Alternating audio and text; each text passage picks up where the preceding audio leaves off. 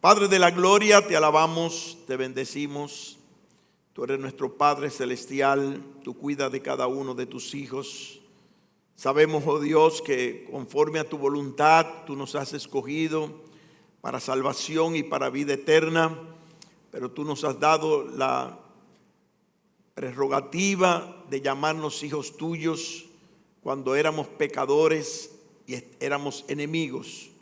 Oh Dios, gracias porque la diferencia ha sido el toque de tu mano en nuestras vidas para darnos convicción de pecado, de justicia y de juicio y poder venir al arrepentimiento, dándonos la fe para salvación en esa obra gloriosa que tú hiciste en la cruz del Calvario al entregar a tu Hijo Jesucristo por nuestros pecados.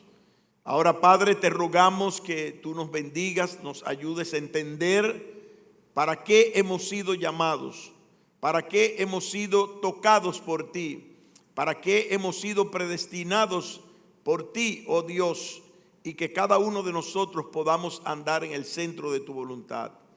Que podamos, oh Dios, entregarnos en sacrificio vivo, santo, agradable a ti, oh Dios, que es nuestro culto y debe ser nuestro culto racional, para que nosotros podamos estar en el centro de esa tu voluntad perfecta y soberana. Gracias, oh Dios, por este tiempo, por la oportunidad que nos das de congregarnos y también de estudiar tu palabra y salir de este lugar habiéndote alabado y glorificado y asimismo instruidos en tu palabra. Y que podamos poner por obra lo que tú has puesto en nuestros corazones y pondrás en el día de hoy. Gracias, Señor, por tu bendición. En el nombre precioso de Cristo Jesús. Amén.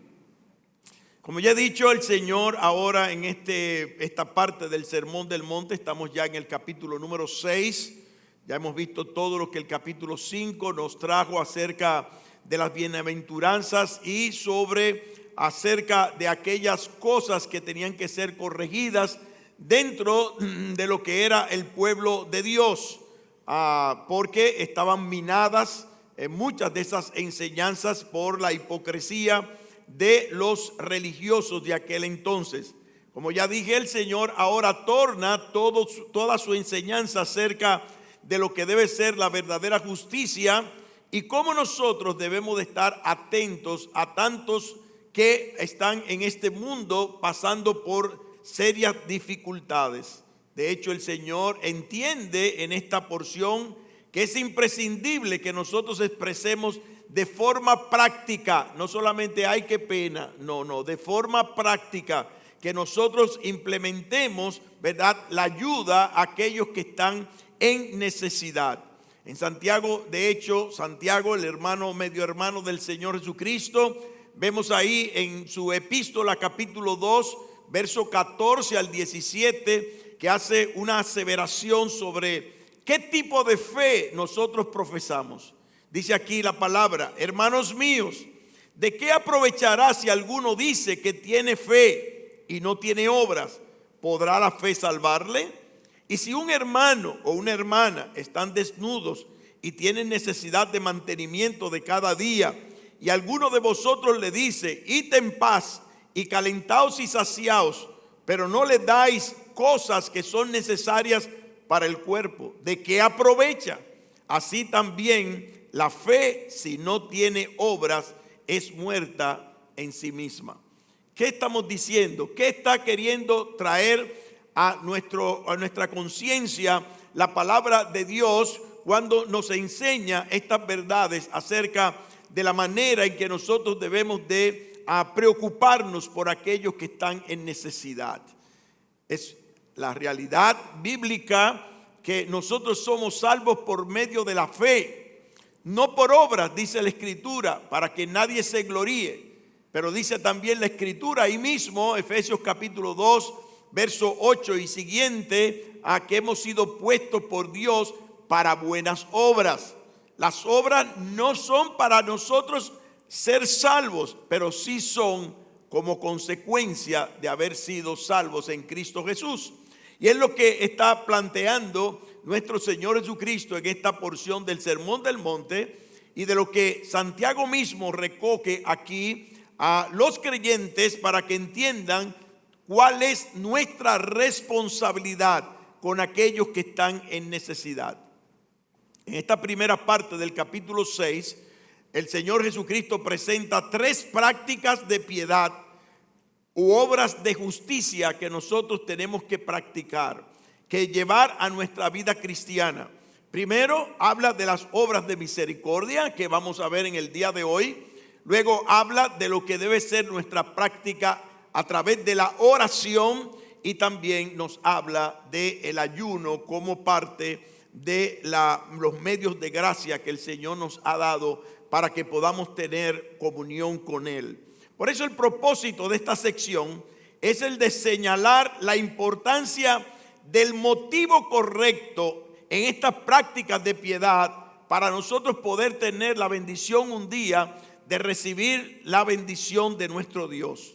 De hecho, en cada caso, el Señor motiva y de hecho presenta aquí lo que debe ser un motivo aceptable para nosotros hacer las obras de misericordia que tenemos que hacer en nuestra vida cristiana. De hecho, algunos enseñan erróneamente como que el cristiano no debe servir a Dios con miras de ser premiado. Y es cierto en cierta manera, porque nosotros no podemos estar negociando con Dios. Mira, Dios, yo voy a hacer esto para que tú me des aquello. No, esta no es la actitud que Dios demanda en nosotros. Pero sí es claro y es establecido en la palabra de Dios, en diferentes porciones de la Escritura, que el Señor ofrece recompensa para aquellos que hacen su voluntad y aquellos que viven haciendo lo que Él demanda en su palabra. De hecho, el Señor presenta aquí recompensas para los que soportan fielmente la persecución. Lo dice el capítulo número 5 y verso número 12 cuando está hablando de las bienaventuranzas. Dice allí: bienaventurados cuando os persigan y digan toda clase de mal contra vosotros mintiendo, porque vuestro galardón es grande en los cielos, dice la palabra de Dios. De igual manera, la Biblia nos dice que el Señor dará recompensa a aquellos que le den agua al sediento. Está ahí en el capítulo 10, verso 41 del Evangelio de Mateo. Así también el Señor habla de la manera en que nosotros vamos a recibir bendiciones y recompensas del Señor cuando nosotros estemos ministrando a las necesidades de otros que están sedientos, que están en la cárcel, que están padeciendo por causa del Señor. Y aún en el juicio final, la palabra de Dios nos enseña que el Señor tendrá a dar premios, recompensa por la fidelidad de aquellos que estén haciendo su voluntad en el reino de los cielos. Pero ciertamente el peligro del que sirve con los ojos puestos en el premio es que puede perder el gozo de servir. A nosotros no servimos para recibir premio. Es lo mismo de la salvación. No servimos porque vamos a recibir premios, pero vamos a recibir premios por servir al Señor de corazón. Eso es lo que la Biblia nos enseña en esta porción de la palabra. Y también es importante advertir que los premios que el Señor Jesucristo promete no son de naturaleza material. Así que usted está esperando aquí en la tierra a premios del Señor o recompensas del Señor, se quedará esperando con las manos abiertas, ¿verdad? Porque las recompensas que el Señor ofrece en su palabra son de orden espiritual y serán entregadas en su reino espiritual. Y es lo que vemos allí. Mientras el Señor nos va a dar satisfacción, nos va a dar paz, nos va a dar gozo, nos va a dar confianza, y aún, dice la Escritura, nos acompañará todo el tiempo que estemos en esta tierra y que tengamos la oportunidad de trabajar para su gloria y para su honra. Otra acotación que es importante a modo de introducción es que ningún acto es bueno o malo en sí. Lo que determina que ese acto sea bueno o malo en sí es precisamente el motivo y el contexto en el cual nosotros estemos actuando para nuestro Dios. Nosotros tenemos el ejemplo de Caín y Abel.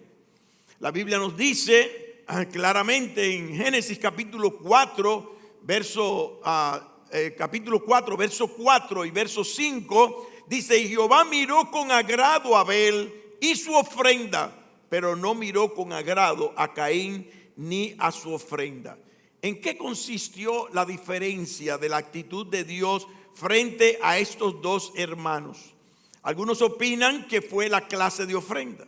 De hecho, se habla mucho sobre esto en el aspecto de que Abel pues ofreció lo mejor de su vacada, de un cordero sin mancha, sin contaminación, como de hecho Dios había declarado que sin sangre no había remisión de pecado. Pero Caín dice que fue a ofrecer a Dios lo mejor de sus frutos, cuando Dios, de hecho, en este aspecto nunca había dado una indicación de que esto sería parte de la ofrenda que un israelita tenía que ofrecer, o en este caso un hijo de Dios tenía que ofrecer, porque todavía Israel no estaba en el panorama. Pero vemos aquí que ciertamente lo más importante de todo esto fue la actitud con la cual ambos fueron delante del Señor. Y es lo que realmente podemos entender de lo que la palabra de Dios nos enseña, en esa actitud de piedad que nosotros debemos de exhibir cuando nosotros nos presentemos delante de nuestro Dios, realmente preocupados porque lo que hagamos cuando sirvamos sea para la gloria de su santo y gran nombre. Es lo que tenemos que tener en nuestra mente y en nuestro corazón. Vemos aquí en el capítulo 6, volviendo otra vez al verso número 1, cuando se nos enseña aquí un deber ineludible para el creyente. Un deber ineludible para el creyente. Y dentro de ese deber, el Señor hace una advertencia sumamente clara aquí en la porción del capítulo 6, verso 1. Guardaos de hacer vuestra justicia, dice, delante de los hombres, para ser vistos de ellos. Y lamentablemente, este versículo sirve de introducción a las tres prácticas de piedad que el Señor ha de plantear ahora en estos versículos, desde el 1 hasta creo que el 21, por ahí. El Señor habla acerca de esa actitud que de forma práctica los fariseos llevaban a cabo para ser enaltecidos, para ser engrandecidos por los hombres y no preocupados por lo que es la opinión de Dios, lo que es ser aceptos delante de Dios. Y el Señor dice aquí, hay una demanda clara, nos dice guardaos, que no es más que un llamado de alerta.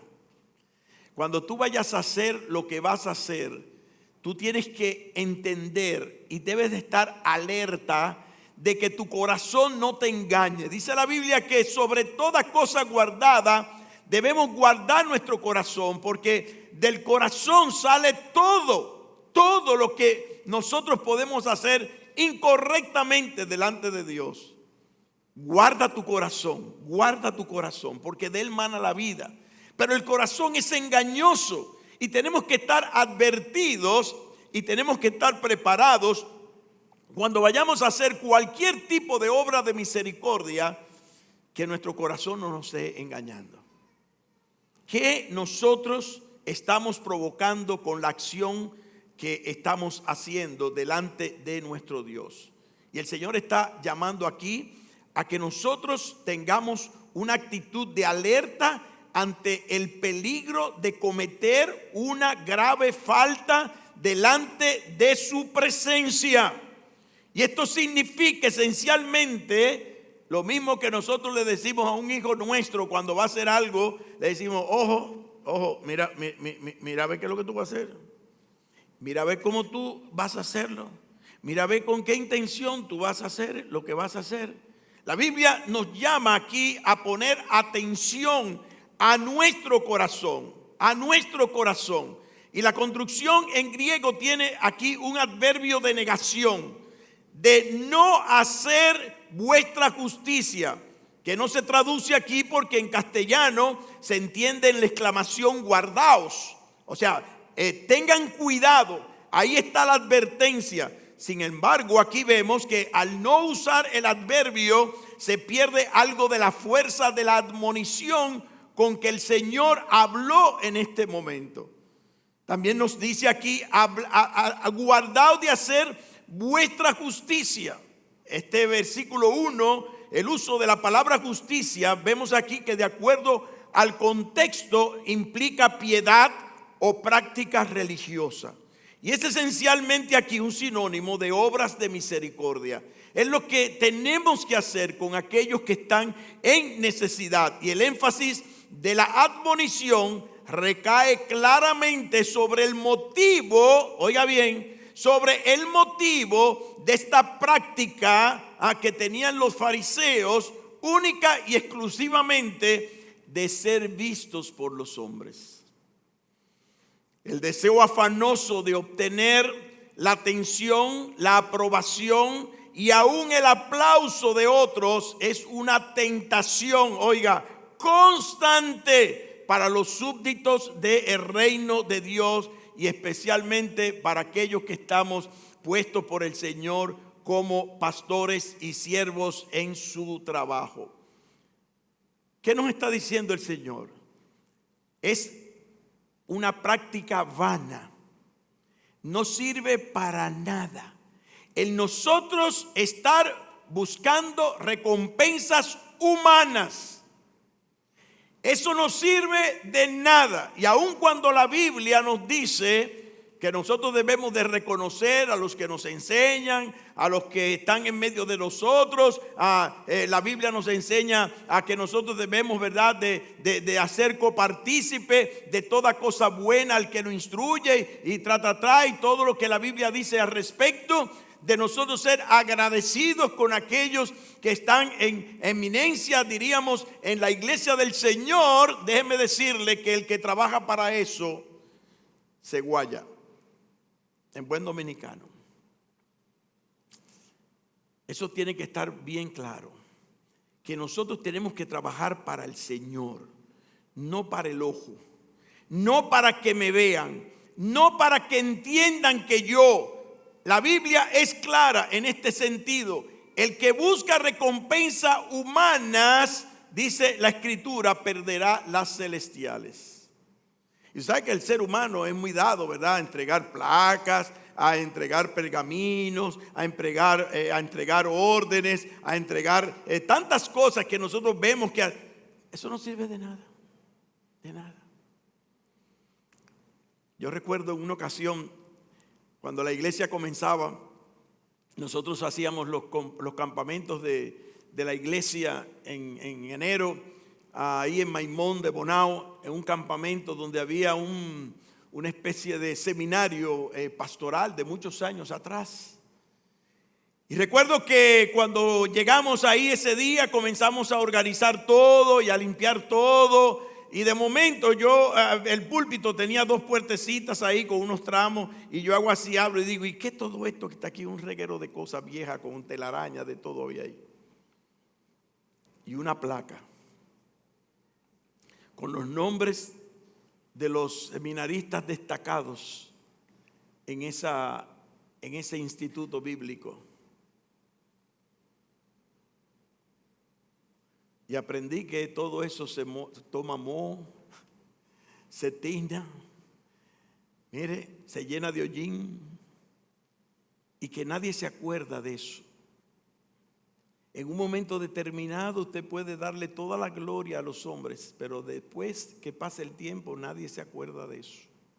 Y si se muere menos, porque con la muerte se va al olvido y nadie se acuerda, oiga, de lo que alguien hizo para que nosotros tuviésemos lo que hoy nosotros tenemos. Y eso es en todos los contextos de la vida del ser humano. En todos los contextos de la vida del ser humano. Todavía más, como dice aquí la palabra de Dios, todavía más, la palabra de Dios nos advierte aquí, nos hace esa voz de alerta aquí, de que nosotros no podemos estar esperando aprobación de los hombres, sino la aprobación de Dios, y que a través de lo que hagamos, el único que sea glorificado es el Dios de los cielos. Amén. El Señor insinúa aquí, de hecho en el capítulo 5, verso 16, así alumbre vuestra luz delante de los hombres. Oiga bien, así comenzó el sermón del monte. Así alumbre vuestra luz delante de los hombres, para que vean vuestras buenas obras, pero que hagan. Si las buenas obras que podamos hacer no canalizan la glorificación a través nuestro hacia el reino de los cielos y se quedan aquí, no sirven para nada. Preocupémonos porque cada cosa que hagamos en esta tierra no sea para que me vea el hermano, no sea para que me vea el diácono, no sea para que me vea el pastor, no sea para que mañana me den un reconocimiento, porque eso es basura, es lo que dice la palabra de Dios. Eso no sirve absolutamente de nada. Nosotros somos canales para que Dios sea glorificado. Eso es lo que dice ahí la palabra de Dios. Y glorifiquen a vuestro Padre que está en los cielos. O sea que la consecuencia de buscar afanosamente la aprobación de otros es perder, oiga bien, es perder la aprobación de Dios. El que busca afanosamente la aprobación de los hombres pierde la aprobación de Dios. Por eso vemos aquí que el Señor dice claramente que el término recompensa se refiere a esa recompensa que Dios nos dará en el reino de los cielos. No es aquí en la tierra. No se refiere de hecho ni siquiera a la salvación propiamente en sí, sino en aquello que recibiremos de manos del Señor, como establece la palabra. Ahí en 1 Corintios el apóstol Pablo habla: preocúpate que tus obras sean oro, piedras preciosas, y no heno o hojarasca, que serán quemadas y que no tendrán ningún valor. Entonces, hagamos lo que glorifique a Dios. Que lo que nosotros hagamos estemos seguros de que estamos glorificando al Dios de los cielos. Y por eso está más que clarificado en la palabra de Dios ese llamado que nos hace el Señor Jesucristo a entender el propósito de lo que nosotros hacemos aquí en la tierra. Él nos está diciendo que cuando hacemos algo, y lo hacemos no para presumir como que somos cristianos buenos y maravillosos, sino que realmente somos hijos de Dios y queremos glorificar su nombre, es cuando nosotros recibiremos la bendición de Dios. De hecho, la palabra en todas sus enseñanzas nos llama a glorificar a nuestro Dios y Padre en todo lo que hagamos. Si usted abre su Biblia en 2 a los Corintios, capítulo número 9 y versículo número 13, vemos allí cuando la Biblia nos declara lo siguiente: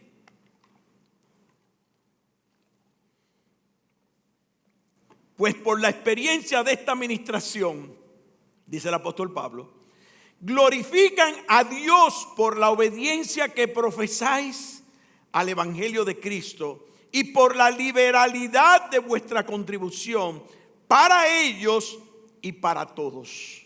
Aquí vemos la actitud correcta cuando nosotros estamos haciendo lo que hacemos para Dios. En 1 de Pedro capítulo número 4 y verso 11 agrega también: si alguno habla, hable conforme a las palabras de Dios. Si alguno ministra, ministre conforme al poder que Dios da, para que en todo sea Dios, ¿qué dice ahí? Glorificado por Jesucristo, a quienes pertenecen la gloria, el imperio por los siglos de los siglos. Amén. Y todavía más, 1 de Pedro capítulo 4 y verso 14, dice aquí la palabra del Señor: aún en el caso de que seamos vituperados, ¿verdad?, perseguidos, dice: si sois vituperados por el nombre de Cristo, dichosos sois. Considerémonos unos seres felices en esta tierra, pues el Espíritu de gloria y de Dios reposa sobre vosotros. Ciertamente por ellos Él es blasfemado, pero por vosotros, ¿qué dice ahí? Es glorificado. Cuando padecemos realmente por Cristo, dice la palabra, aún en esas condiciones vamos a glorificar el nombre de nuestro Dios. Ahora el Señor habla de una motivación correcta entonces ante el acto de misericordia que debemos hacer al nosotros ayudar a los que están en necesidad. Y evaluemos realmente nuestra intención. Eso es lo que el Señor está llamando. Debemos de evaluar cuál es la intención de nuestro corazón, mis hermanos. Cuando pues des limosnas, no hagas tocar trompeta delante de ti. Y primeramente Jesús advierte aquí que hay una manera incorrecta de hacer esas obras de misericordia. De hecho, parece increíble que alguien tuviera tanto afán de obtener la atención de otros que le lleve a tocar. Bueno, ¿ustedes recuerdan los telemaratones que se hacían aquí en el país? Qué bueno que se acabaron. Y ojalá que sigan ayudando al que necesita sin necesidad de todo eso. ¿Usted recuerda? Daban 5 pesos. 5 pesos, fulano de tal. 3 pesos, fulano de tal. Un momento, espérense. Una fanfarria. ¿Usted recuerda eso? 1,000 pesos dio la compañía. Y le hacían una fanfarria grandísima con todo el instrumento de la orquesta. Eso es lo que está diciendo el Señor aquí. ¿Usted sabe lo que dice el Señor aquí? Cuando pues den limosnas, dice, no hagas tocar trompeta delante de ti. Y muchos piensan que esto se refería, de hecho, a lo que sería el alfolí del tiempo del Señor en el templo. Era como de metal. Y lo que se ofrendaba eran monedas, no había papel, moneda, eran monedas literalmente, monedas de plata, monedas de oro, monedas de todo tipo. Y dice que cuando los fariseos ofrendaban, ellos no iban y ponían el dinero ahí en el alfolí, ¿verdad? Sino que de lejos hacían así, ¡fuap! Y hacían un valedor.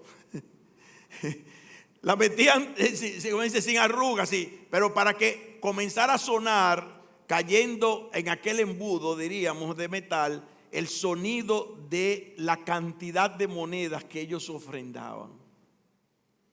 Pero la idea propiamente, vemos aquí, es esa. O sea, cuánta gente no publica y hace fanfarria literalmente de lo que está haciendo para ayudar a otros, dice aquí la palabra. Y eso no significa que otros no sepan o conozcan la obra que usted está haciendo como parte de su obra de misericordia. Pero deje que el Señor sea el que sea glorificado a través de esa actitud. Eso es lo que está diciendo el Señor. Eso es lo que está llamando la palabra del Señor. No trates de ayudar a otros. No, tú sabes que mira, estamos ayudando a fulano de tal, le estamos haciendo. No, es más, de hecho, el Señor dice aquí en el texto, oiga cómo agrega ese versículo número 2, como hacen los hipócritas.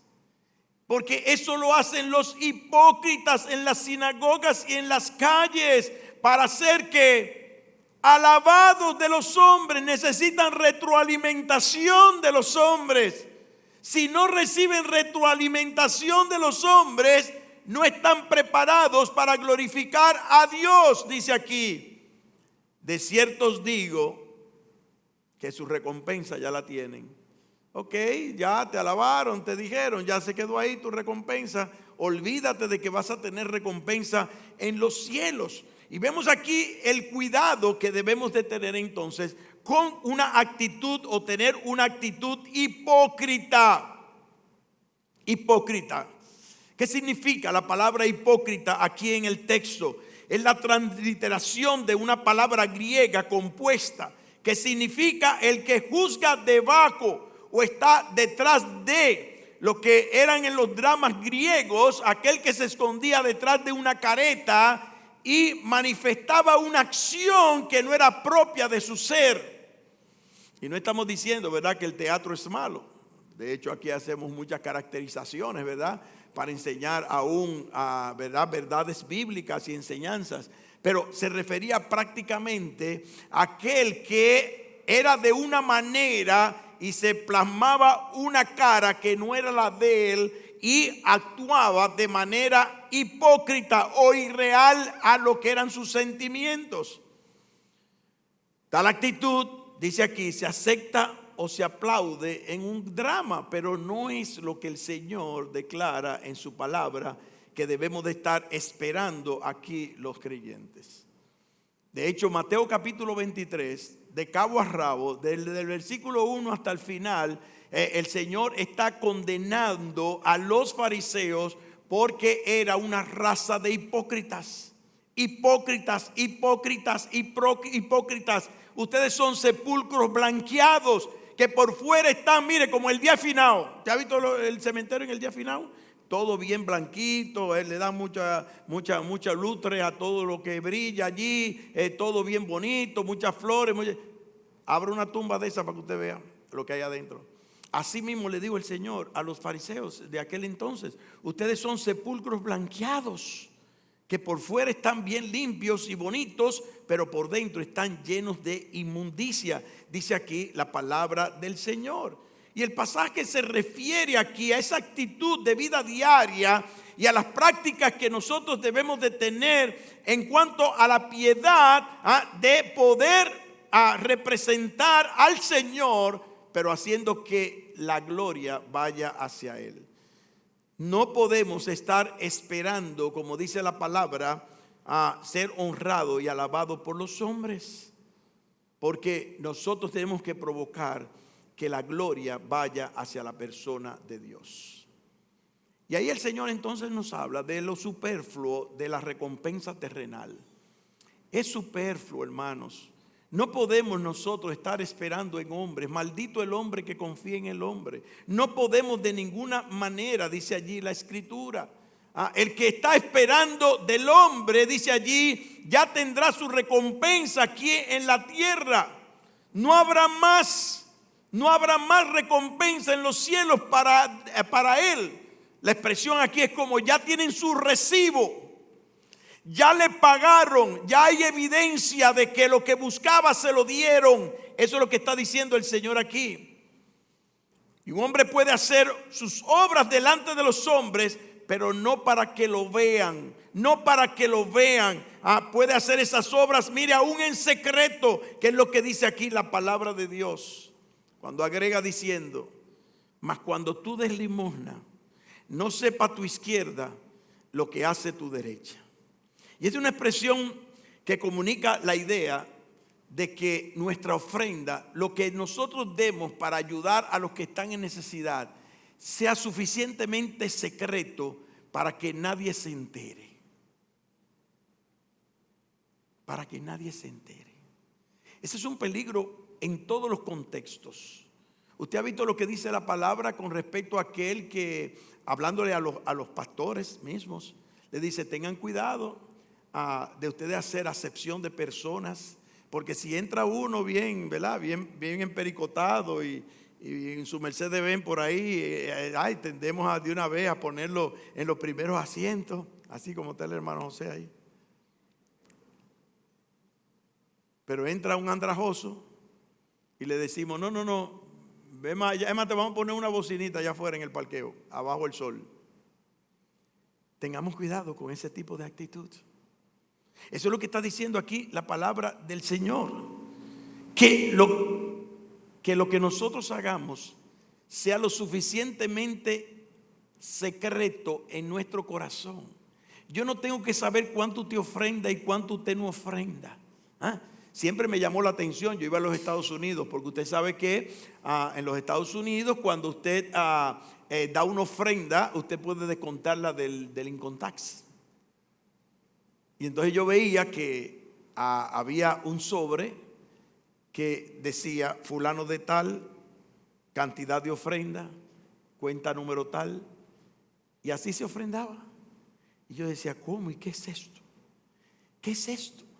¿Por qué? Porque en mi vida cristiana, en lo que tuve hasta ese momento en mi vida cristiana, por lo menos en esta iglesia y en las que nosotros hemos visto acá, a nadie se le está pidiendo que diga cuánto ofrenda. Eso es un problema de cada uno. El único que tiene que saber cuánto es tu ofrenda y con qué corazón tú diste esa ofrenda es el Dios de los cielos. No yo, no el diácono, no el hermano. Dice aquí la palabra, mas cuando tú des limosna, no sepa tu izquierda lo que hace tu derecha. ¿Verdad? Y aquí está usando esta ilustración, evidentemente que si yo hago algo con esta mano, esta va a saber lo que hace. Está hablando en el aspecto de que sea una actitud tan secreta, que esta mano no se dé cuenta de lo que hizo esta mano. Eso es lo que está diciendo el Señor aquí.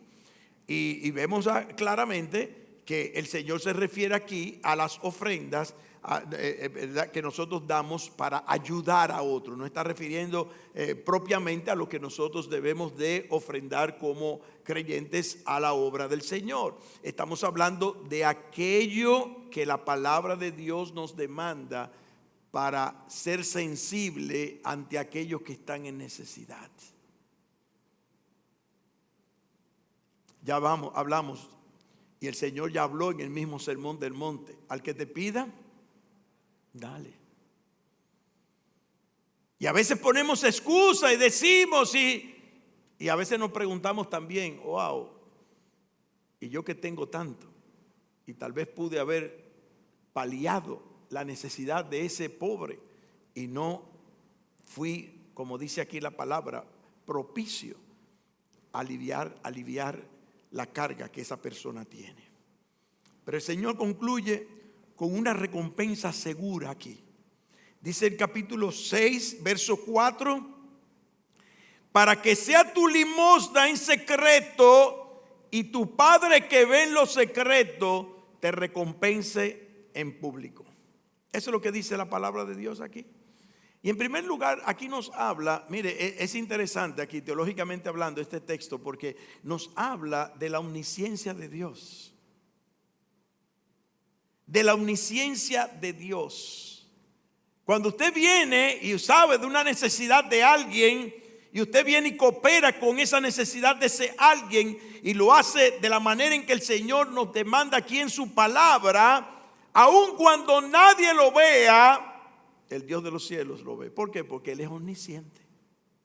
Porque Él lo sabe todo. Porque Él lo conoce todo. Aún lo más íntimo de nuestro corazón. Dice la Escritura, lo conoce Dios.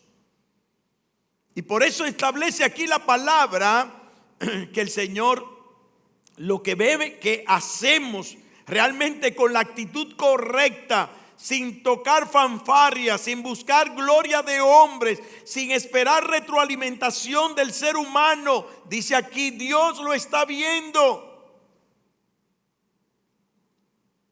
Y Dios no es injusto para olvidar la obra que nosotros podamos hacer conforme a su voluntad. Nosotros podemos mirar, podemos juzgar los hechos, mayormente cuando estamos hablando de apariencias visibles y exteriores, pero dice aquí la palabra que la fuente de consolación y paz para el creyente viene del Dios de los cielos cuando Él sabe que estamos haciendo las cosas conforme a su voluntad. Y esta declaración del Señor para finalizar esta sección nos habla de esa omnisciencia. El Salmo 139 nos dice y nos habla acerca de esa bendición que nosotros tenemos de la persona de nuestro Dios. Y ese pasaje de la Escritura, ¿verdad?, que nos habla acerca de esa omnisciencia y aún de la omnipresencia de Dios, nos dice, oh Jehová, tú me has examinado y conocido. Tú has conocido mi sentarme y mi levantarme. Has entendido desde lejos mis pensamientos. Has escudriñado mi andar y mi reposo, y todos mis caminos te son conocidos. Pues aún no está la palabra en mi lengua, y aquí, oh Jehová, tú la sabes toda. Detrás y delante me rodeaste y sobre mí pusiste tu mano. Tal conocimiento es demasiado maravilloso para mí. Alto es, dice, y no lo puedo comprender. Pero Dios es omnisciente. Dios lo conoce todo. Dios lo sabe todo. Y como dice aquí la Escritura, Él va a recompensar en público a aquellos que en secreto hagan su voluntad. Y ahí vemos la verdadera recompensa. La recompensa de la cual habla el Señor aquí en esta porción del sermón no se refiere de ninguna manera a cosas que los hombres puedan hacer para halagarnos. No hay medallas, no hay trofeos, no hay placas, no hay pergaminos. Oiga, no hay fanfarrias de reconocimiento que puedan compararse con aquello que recibiremos de mano del Señor. Todo eso es baratija comparado con lo que nosotros recibiremos de parte del Señor y que el Señor ofrece a sus hijos. Oiga, eso es lo que dice la palabra de Dios. En Primera de Pedro, el apóstol Pedro nos habla aquí sobre esta verdad y nos dice: bendito el Dios y Padre de nuestro Señor Jesucristo, que según su grande misericordia nos hizo renacer para una esperanza viva por la resurrección de Jesucristo de los muertos, para una herencia, oiga bien de qué está hablando aquí, para una herencia incorruptible, incontaminada e inmarcesible, reservada en los cielos para vosotros, que sois guardados por el poder de los cielos, dice aquí, por el poder de Dios, mediante la fe, para alcanzar la salvación que está preparada para ser manifestada en el tiempo, ¿qué? Postrero. No aquí en esta tierra, en el tiempo postrero.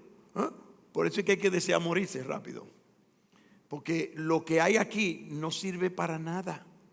Por eso hay que anhelar, como decía el apóstol Pablo, lo cual es muchísimo mejor, porque allí tendremos las bendiciones de Dios. Oiga lo que dice Apocalipsis 22:12: aquí yo vengo pronto y mi galardón conmigo, para recompensar a cada uno según sea su obra. Entonces procuremos que esa obra que hagamos para el Señor, sea cual sea, obra de misericordia, aún para ayudar a otros, sea para glorificar su bendito y grande nombre. Por eso la publicación, oiga, de nuestra recompensa, dice aquí la palabra, no será en secreto. Allí en los cielos será en público. Dice: y tu Padre que ve en lo secreto te recompensará en público. Lo que nos muestra a todos los creyentes que quien trabaja para el Señor será bendecido y será enaltecido por nuestro Padre que está en los cielos. Hebreos 6:10 dice: porque Dios no es injusto para olvidar vuestra obra. El hombre sí es injusto.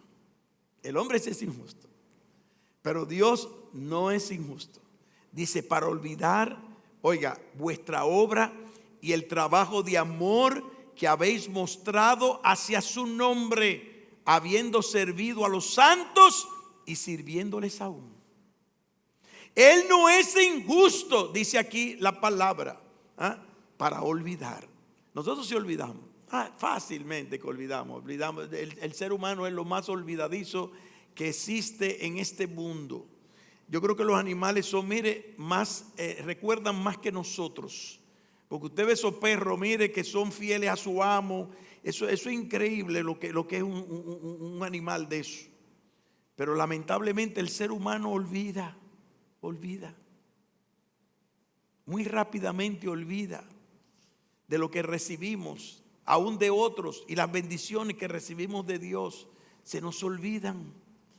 Y tenemos que estar todo el tiempo recordando, haciendo un ejercicio para recordar y poder darle gracias a Dios de todo lo que recibimos de sus manos. Y aunque no veamos, oiga, en esta tierra esas recompensas que Dios tendrá en el cielo, usted puede estar seguro que las vamos a obtener.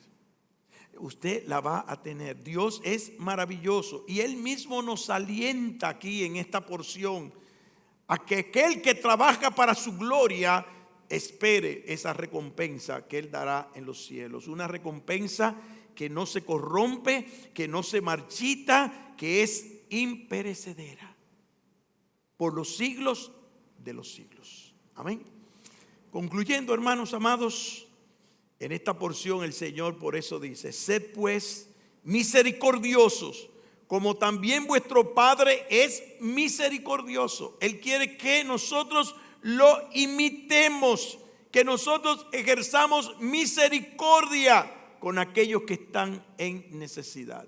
O como dice el Salmo 116 en el verso 5, clemente Jehová y justo, sí, misericordioso es nuestro Dios. Por eso, si te quieres manifestar, si tú quieres hacer entender que eres un hijo de Dios, como dice la palabra, debemos de ejercer misericordia para aquellos que están en necesidad. Vamos a orar. Padre de la gloria, te alabamos y te bendecimos. Te damos las gracias por tus infinitas misericordias para con nosotros. Oh Padre, ayúdanos a hacer memoria de esas misericordias. Como nos dice tu palabra allí en Romanos capítulo 12. Por las misericordias de Dios, que tengamos presente todo lo que tú has hecho por nosotros, por pura misericordia, para que nosotros podamos entregar nuestros cuerpos al servicio tuyo y que tú puedas usarnos para tu gloria y para tu honra, en la medida que somos misericordiosos con aquellos que necesitan de misericordia. Y que tú nos ayudes y nos bendigas a hacer lo que tenemos que hacer, pero dirigiendo la gloria hacia tu santo nombre. Bendícenos, oh Padre, y que cada uno de manera particular pueda ser sensible a las necesidades de otros, pero principalmente de nuestros hermanos, porque debemos comenzar con la casa de Dios. Bendice, Señor, a tu iglesia. Bendice, oh Dios, a este pueblo, a esta nación. Aún, Padre, a este mundo que está padeciendo por todo esto. Y ahora, Señor, tenemos más que oportunidades para ejercer misericordia. Ayúdanos, Padre. Bendícenos, oh Dios. Y que la gloria al final de todo sea para ti. En el nombre de Cristo Jesús. Amén.